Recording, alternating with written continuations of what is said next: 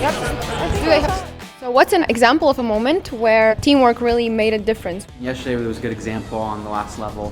Desiree was working on it, but she needed formulas from both me and Tess. Where the levels are interconnected, we had to explain to the other member. That's how it got solved. It's part of the case. Oh, 100% yesterday. Yeah, at the end when there was a call out from one of these guys, they were struggling on a question, so we just reassigned what we were doing just straight away. If we didn't talk about it, then we would have been stuck. Yeah. What is the difference between doing the case on your own versus doing it in a team? Which one do you prefer? And basically we talk to each other while we're doing it, and sometimes just like explaining it to each other lets you figure out what's going wrong, even if like they're not totally listening to what you're saying. The pros doing it in teams, it's split, so you have more time to do, you have more time to build it. There is a lot of exchange during the competition, and we learn a lot from each other. I think it's essential to learn how to work as a team. Yeah, I prefer it as a team. It's made it more fun. Like when you're a part of a team, you kind of grow off each other. You can bounce off each other, and they're just being a part of the team, just being mates with these guys, it's just been a good experience. What advice would you give to a new team? Figure out how to talk to each other. Also, just like not being afraid to get things wrong. Enjoy. #excelesports for life.